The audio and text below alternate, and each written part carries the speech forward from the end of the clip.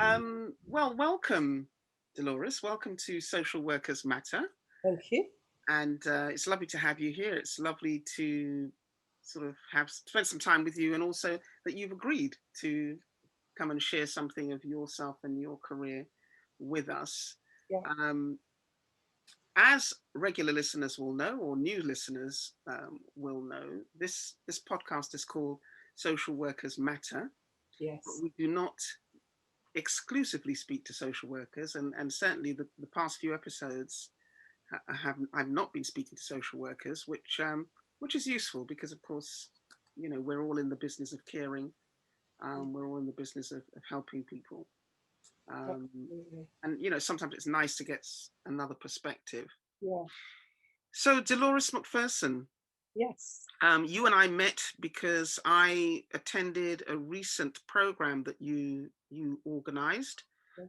specifically for Black women, Yeah. and we can touch on that later on in this discussion, because it was a 6-week program. Sadly, it's finished, Yeah. but I think what we've ended up with are some firm friendships. So that's really fantastic. Yeah. Um, so let's start with handing things over to you, and share something of who you are, what you do, and possibly why you do it. I know. Yeah. I mean, you started off. Thanks, Sylvie, for inviting me on. Really appreciate it. I I am a mother of two princes. My two sons. I've got a son of 33 and a son of 23. I'm Wow. also a grandmother of an 11-year-old child, young grandson. He reminded me just this weekend, I'm not 10, I'm going to be 11 in 2 days. So I have to remember that. And so he's now 11. Um, I I work within a mental health service for children and young people. I have been qualified now as an integrative therapist, psychotherapist for 17 years now. I qualified in 2003. Um, I did my degree at University of East London, and from there on, just continued. I mean, I started working in Newham in the substance misuse service. I then started working in the youth offending service, and that was providing substance misuse assessments for young people that came through the door of the youth offending service. And I really, really enjoyed that actually.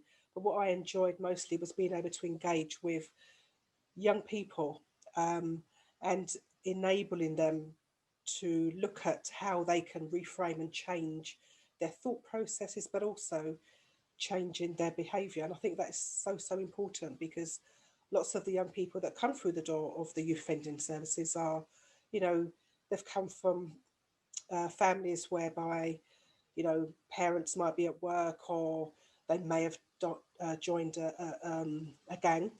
But there's that sense of wanting to belong to something, um, and not putting the blame, because often, families are put at the forefront of a child that joins a gang, but often, sometimes it's young people that actually have a well organized family.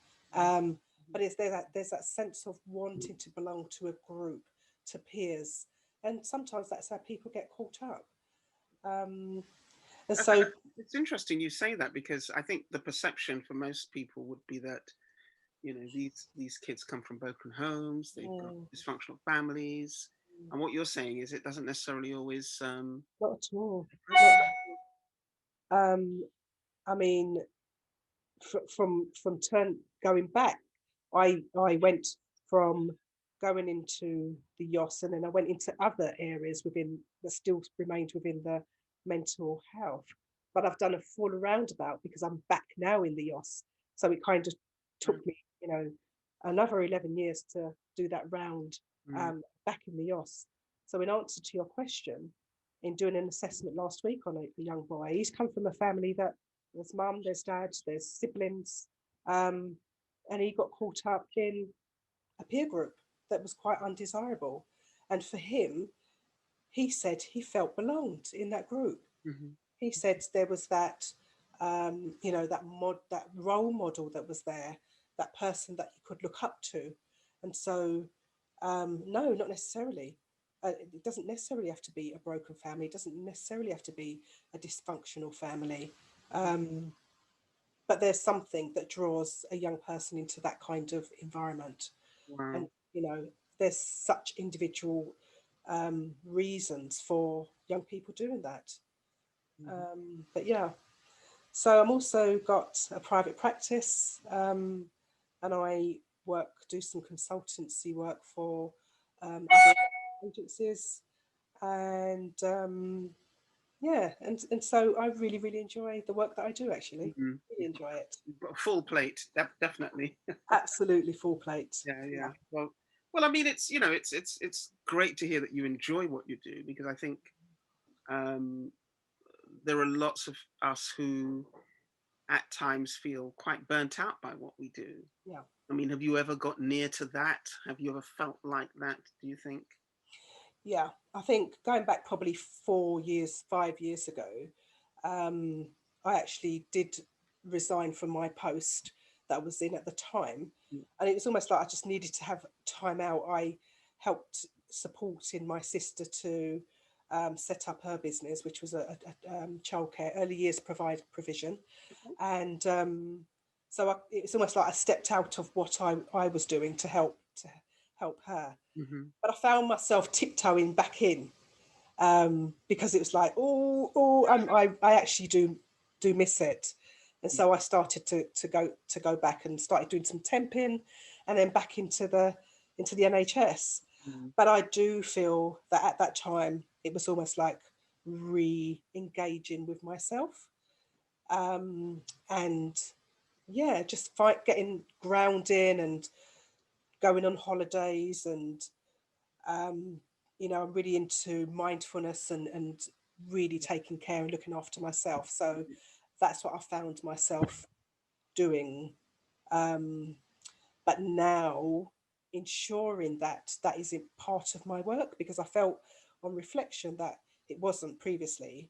Okay, Um, let's take a quick pause, because I yeah. want us to stay with that particular issue. Mm, Um, One of the things that we've talked about quite a lot on Social Workers Matter is the need for self-care. absolutely. And I guess I wanted you to sort of expand a bit on what was essentially a sabbatical you took, Yeah, yeah, and the absolute value of that. Because I do think sometimes when we're on the hamster wheel, yeah, we feel it's difficult to step off. yeah. And what you've just illustrated is that sometimes it's an absolute necessity. I That's it. mean, how have you made sense of that break in your career? Yeah, I think we can so easily within the industry just continue that hamster wheel on and on until we retire. Yeah, And so what I had in mind was, unfortunately, my father passed away at age 63.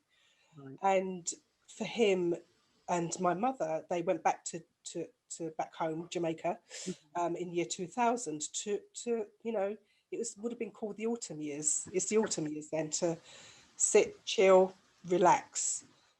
He got there, and 2 years later, he passed. And so that's always been at the back of my mind, that you don't need to keep on going, Dell. You don't. You need to stop. You need to pause. So, yes, that year of sabbatical, it was about reflection. It was about, do I want to go back in the industry? If I do, what measures am I going to put in place for me? Yes. I Yeah. think we very often, as practitioners and clinicians, we feel we don't take accountability. We feel that, oh no, we have to take that extra case, we have to do that extra assessment, we have to work till 10, 11 o'clock at night, whilst Yeah. our own families are at home, Yeah. um, Without us. Mm. without us. Mm. And don't get me wrong, there's the safeguarding, there are the things that are necessary, but for me, I was like, 8 o'clock in the office, 8 o'clock at home. For Yeah. me, it was about taking ownership for me and my practice. Um, I have to ensure that I've got my clinical supervision in place. I have to ensure that I have my regular line management, but also within my private practice, ensure that I'm doing my own CPDs to support me. along the way. Mm, And even within my private practice, I've got my own clinical supervisor as well, mm, and I've got a peer support that it's actually a BME Black Women Support peer support group that I go to on every 6 weeks, and we just chat, or it might be about cases, but it's having that extra space that is so beneficial for me. But also that in terms of the self care for me, it's pausing. mm, It's taking my time to pause and mm. to self reflect on me. Self reflection is really important. It's part of the social work framework anyway as well. It But is. also as other clinicians and therapists, self reflection is so important. I mean, I do hope that what you've just outlined there is kind of like a self-care package, really, in Yeah, terms of what you have in place yeah. for yourself. And I really, really value what you've shared there, because it's Mm, making me think, okay, well, this is probably what we really need to attend to, yeah, all of us who are in these types of professions. yeah. I remember having a conversation with a therapist at one point, and he was saying, quite often we are neglectful of ourselves, Absolutely. and that hit me pretty powerfully, because the word neglect is such a strong word, Mm, and mm, self neglect is even stronger. I mean, mm. have you had any thoughts about how and why that happens? I know we're going off in a different tangent, but we usually do on this podcast. podcast. But I mean, have you thought about how and why that happens? I would say that the industry, there's so much going on out there, families, young people, um, the caseloads just get increase every day, and then sometimes, often within the roles that we are, we're carers and we're providers and we repairers, and Mhm. we don't say no enough. Right, So right. we say, okay, I'll take that case. Okay, I'll take that case. And often the complexity of one case could actually add up to 5 cases Hmm. Hmm. because of the issues, the presenting issues, the safeguarding, the substance issues, the family, the children, the parents. You know, it is so complex.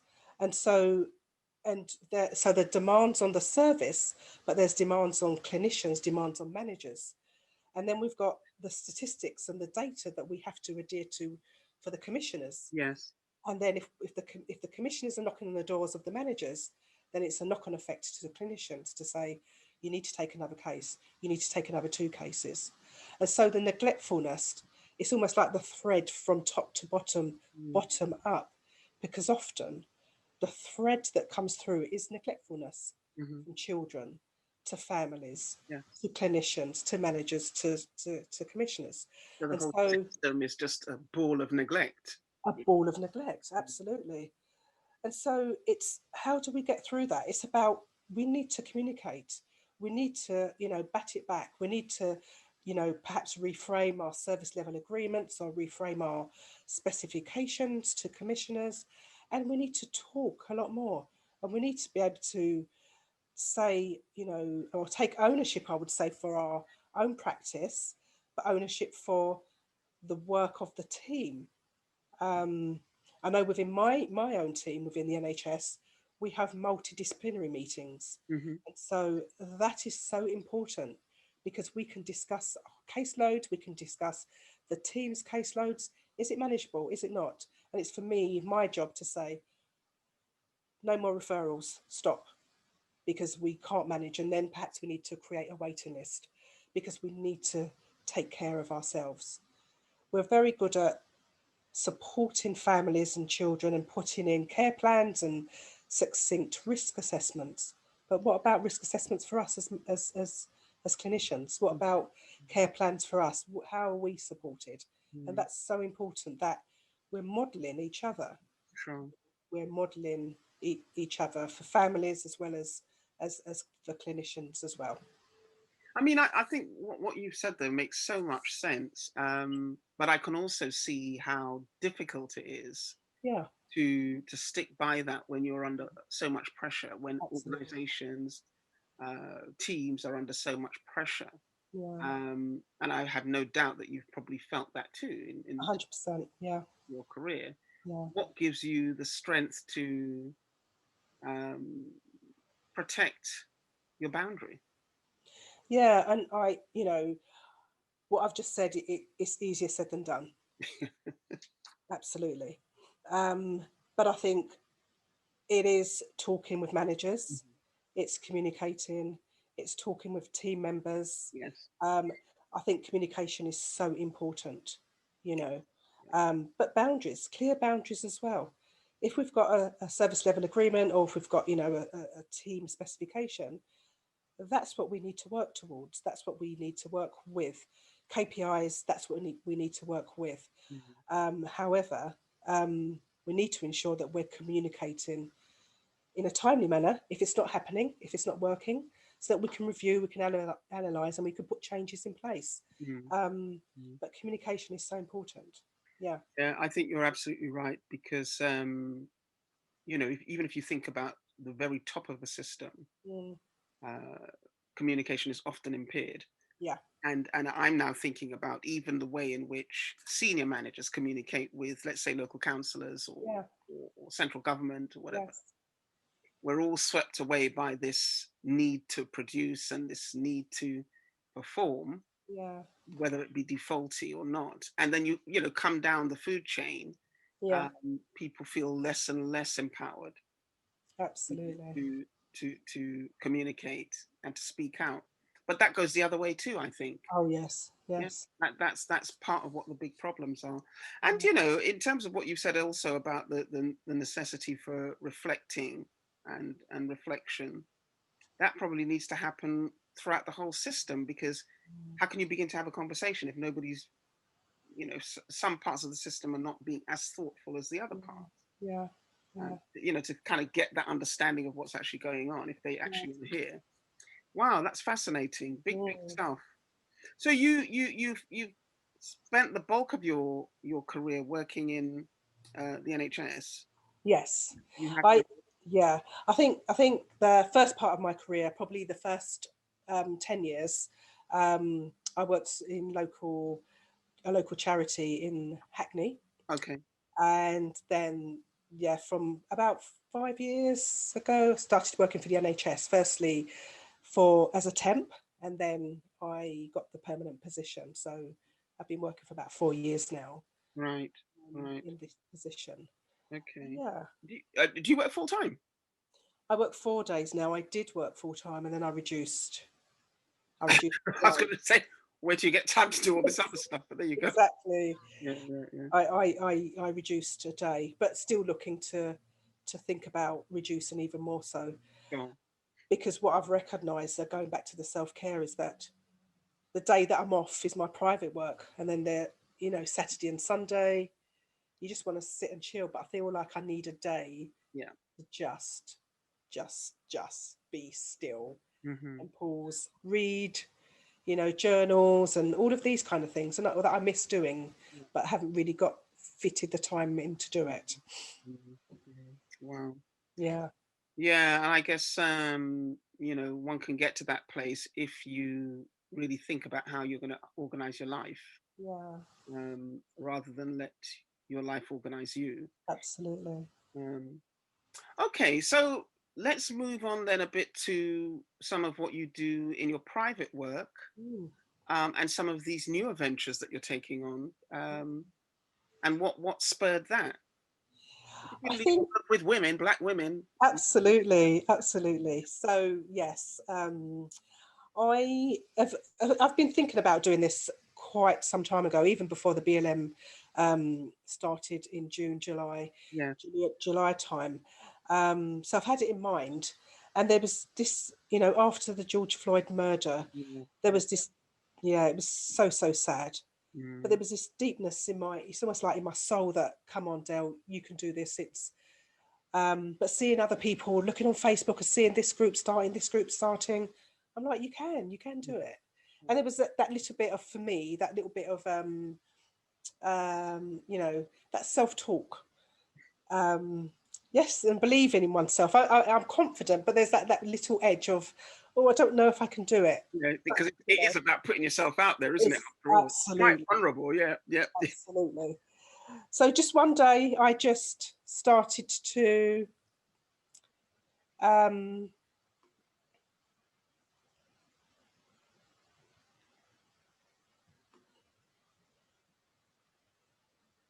You're getting stuck. Are you there? Yes, Oh, I can still hear you. Loud and okay. No, something happened.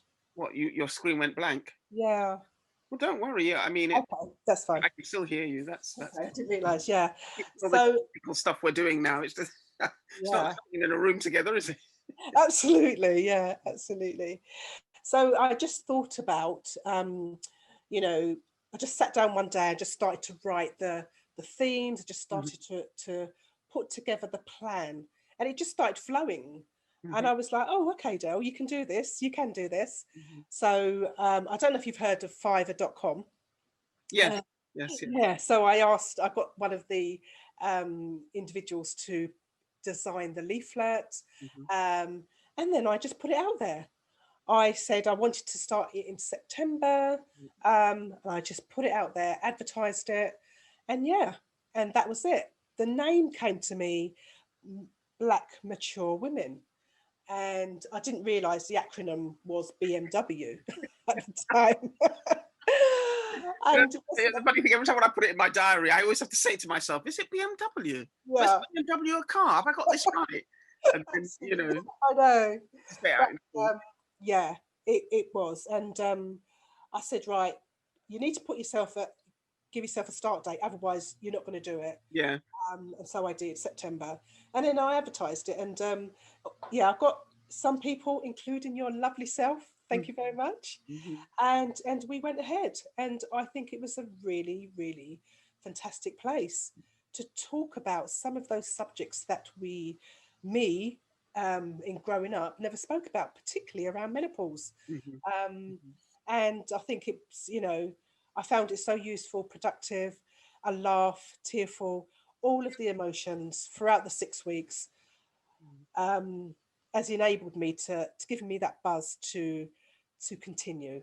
I think with most things like these sort of ventures, once you start and you see some traction, Yeah, you yeah, just think, little acorns and all that, but it must be so thrilling to have taken this thing out of your head yeah, into reality. And yes, it's there now. yes, It's just going to go from strength to strength. absolutely, absolutely. I mean, the first cohort, I just found it so wonderful, and already I've got, and this is by word of mouth, for four other people waiting for the next cohort. And so I'm really looking forward taking the feedback from individuals that attended the first cohort so that I can put that in place for the second lot. Mhm, And mhm. I'm really looking forward to that. Another thing that I have in mind is doing something similar for black men. Now that's exciting. Yeah, yeah, yeah. Yeah, I think that I'm going to be working with a male therapist so that we can do it jointly.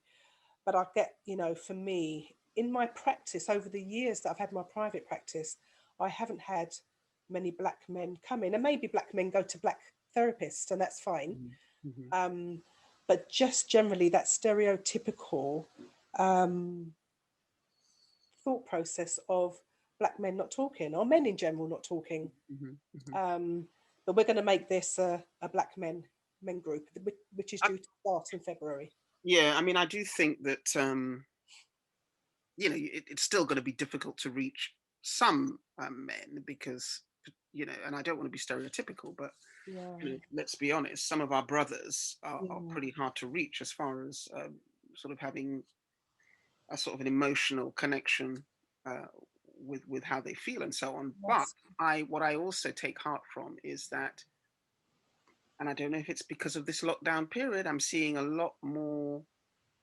expression yeah, of feelings and a lot more willingness yes, to participate in something yeah, um, on a sort of a group basis. So I think if the groups are small enough, intimate enough, and yeah, trusting enough, yeah, this is something that can really sort of take off. I've been involved in other groups where I've seen black men who are sharing how they're feeling. I mean, I don't always agree yeah, with them, but that's not the point.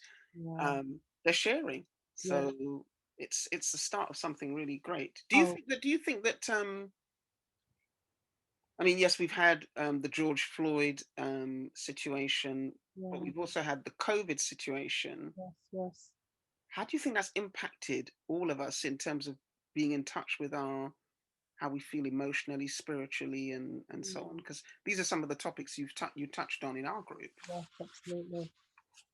And that's a really good point, Sylvie. And I think that I think just generally, if individuals are living alone, isolation, um, not being able to talk with someone, because pre-COVID, people would have been able to go to work, talking with a colleague, but then coming home, but having that sense of isolation. But to be fully alone, um, that brings up and lots of difficulties in terms of anxiety, stress, financial issues. It triggers off past trauma, um, relationship breakdown, Yeah. poverty.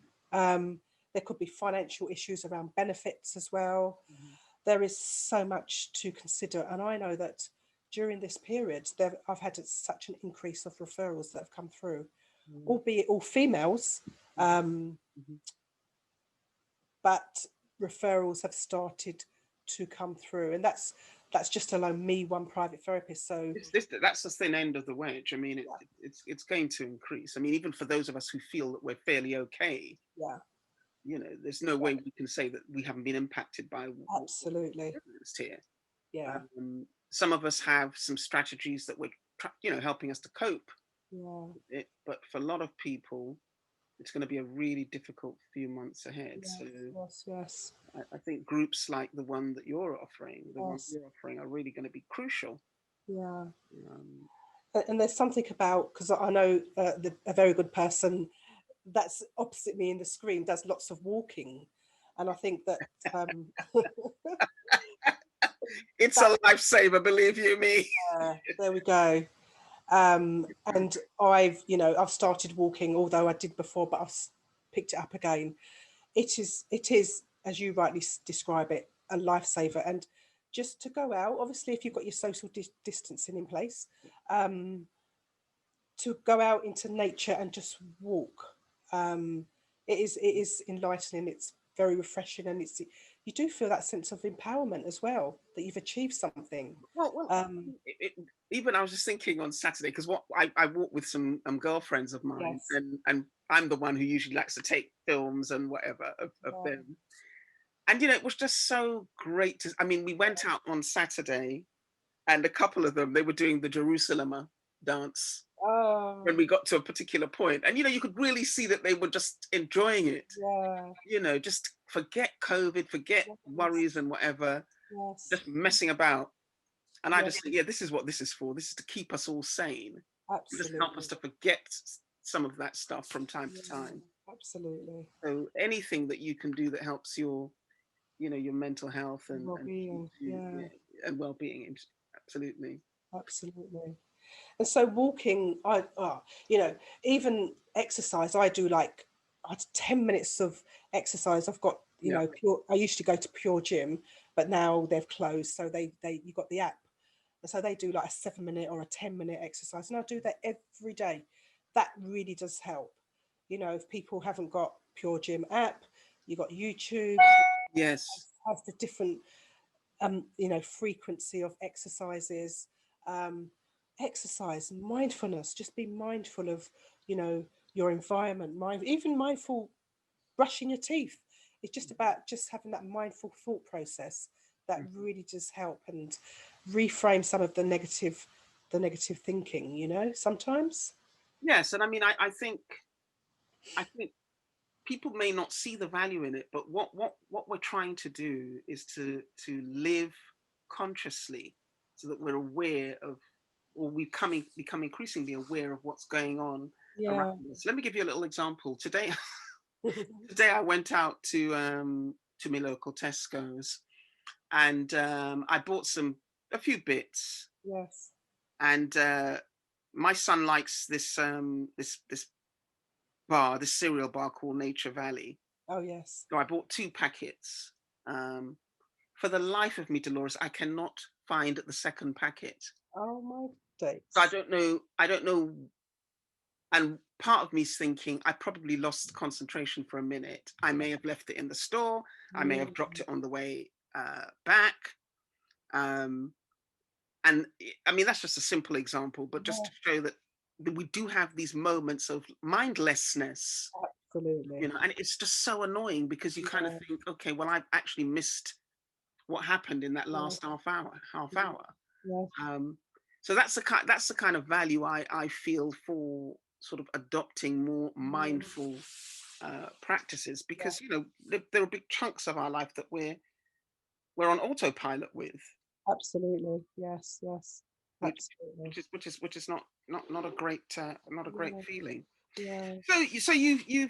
You're on this kind of journey in terms of the what would you call them, support groups? I mean, Yeah, I would say, yeah, support groups. Yeah, yeah. okay. And I mean, although in the chaos that currently exists in our lives, um, could I venture to ask whether you have a vision of where this is going to go, or I think, yeah, of course you can ask. That's a lovely question, actually.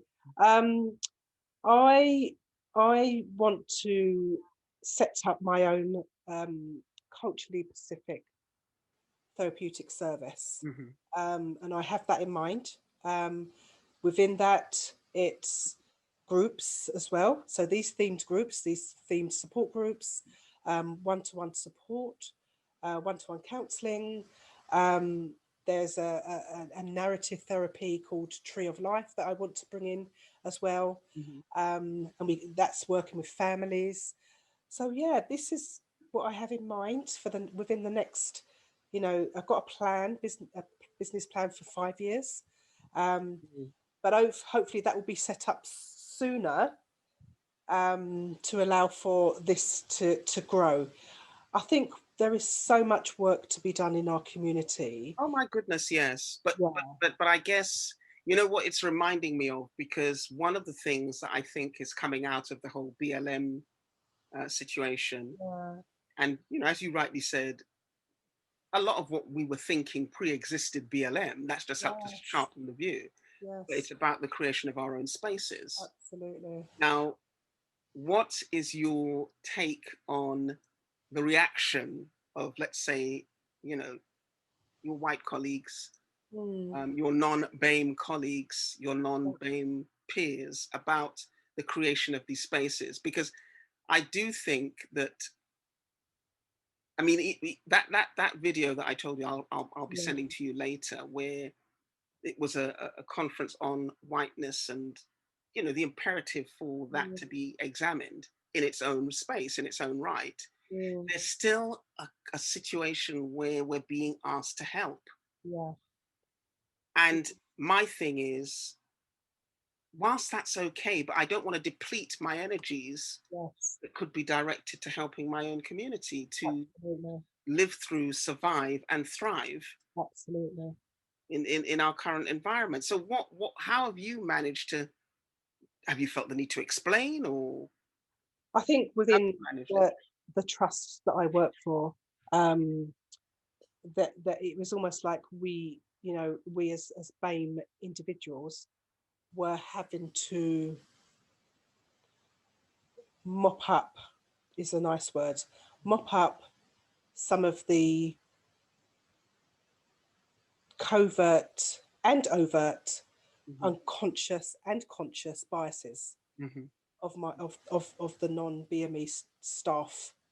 Um, I think what I can see around me, other communities having their own groups, having their own support networks, having their own organisation. You go in Stamford Hill, it's a it's a Hmm. it's a Jewish community. Yes. You go to, I would say, I live in Newham, but you go to perhaps Upton Park, it's an Asian community. You go to perhaps Deptford, that it's Chinese community. Mm-hmm. And so what I want to see is that I can go to my community and get the support that I need, Hmm. Hmm. run by individuals from people that look like me and have the same glaze as me. Yeah. That is really important for me, my children, and my grandchildren. Hmm. And, then we've got the opportunity to decide whether or not we want to go to others. And that's fine. Hmm. But there has to be something for us. I Hmm. like the way how things have progressed. With there's something on Facebook where you know there different BAME professionals are able to advertise their profession or Yeah. in a networking, and that's wonderful. But it's about us as individuals supporting others, because I know that we still go and get our hair stuff from packs. Who's it owned by? It's important for us to support each other. Mm. And for me, that's the learning. It didn't happen. It happened when my parents, I remember my parents going to, a black hard food shop in Upton Park, Right. shopping every Saturday morning. That's where they would go. Hmm. Nowhere else. Um, but there's so many different shops that sell Caribbean, European, African food, that there's quite an option. But it's for us to change our thought processes about why don't we support each other, to let's now support each other. So important. Hmm. And I mean, it's interesting that if you speak to our younger folk, Yeah, they're quite unapologetic yeah, about where they stand on some of these issues, absolutely. and I think it can be difficult to hear Yeah. from the white communities, if you Mm, like. mm, But at the same time, um, it's a necessity for us, for our yeah, survival, yeah. and we can't keep apologizing for that. No. We can't keep apologizing for that, and we work together, we live together, but Yeah, we need our own spaces. yeah, We need our own spaces, and I think that's something that's is certainly coming through. And you know, what you're sort of setting up um, is part of that. yes, It's part of that yeah, because I was talking to one of my other guests on this podcast. I think yeah, she spoke about how much we repress yeah. as sort of black or BAME communities in Mm, terms of mm, our feelings and so on. And mm, that's that sort of basic psychology that can't mm. be good. No, not at all. That can't be good. But I think it goes back to, I know when I was growing up, I'm 55, just. You're a young girl, a young girl Thank compared to you, me. thank you. I'm young at heart. But yes, I remember you don't chat your business Yeah, outside the family. yeah. It's pushed under the carpet. Um, and so that's the that's the ideology that, in working with some of the young people still now, Yes. Oh gosh, yes. that they're not, no, I'm all right, no, I'm not mental, I'm not got nothing mentally wrong with me. Mhm. So it's one, changing that ideology of it's okay to talk, Mhm. and two, to change the stigma and the taboo around mental health. Mhm. Mhm. Because you know what, we all have it, we all suffer from low mood, but it's how we manage it that Mhm. is what's the working. And so when it's about, we've got low mood, some of us may stay in bed for, half a day or have a pajama day, to some people not wanting to get out of bed and sleep a lot. When it's turned into depression, that's when the support is needed. Yeah. But if we talk about some of the difficulties that we're experiencing, if we talk about some of the problems, then we wouldn't get to that. That worried well, Mhm. the Yes. worried well, that's when we need to think about, all right, I've got low mood. Who can I talk to? Am I going to go to my GP? Am I going to go on a site to look for a private therapist? What can I do to support myself? Talk to a friend, talk to a colleague. Mhm. Even in some of the workplaces, they've got workplace options now, or employment assistance program, where employees can get free counselling. Go to the HR to find out if their employer has signed up for that contract, Mhm. because people don't know about it. And Absolutely. so, don't suffer in silence, because that's when the suppression comes in and then the depression comes in. Mhm. Mhm. I mean, I guess, in terms of this whole COVID thing, I mean, I'm not necessarily saying that it's transformed our views, but it certainly has sharpened the whole mental health Oh, yes. piece Yeah. into view. And nobody can say that they have not been impacted in some way, shape, or form Oh, with this. absolutely. And that whole sense of mental health and well-being and so on, I hope it's going to be part of our conversation, Yeah. um, ordinary, everyday conversation, Yes. which Yes. hopefully will mean that this thing can be sort of, assimilated into our everyday lives. I Yeah. mean, I have quite a lot of contact with folks in the Caribbean, Yes. mental health workers in the Caribbean, Yeah. and they're totally embracing this whole thing Yeah. because when you live on an island, that's another experience that can absolutely knock you for six. Yes.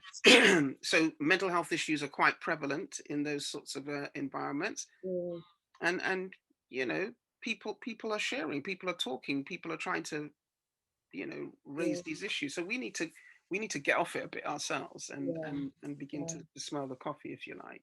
Yeah. So what future events do you have that we need to know about here, that we can connect with you on, Dolores? Are you growing a presence on social media? I mean, how are you kind of keeping yourself in view, if you like, Yeah. with, with, So, every, with everything else you're doing? yes.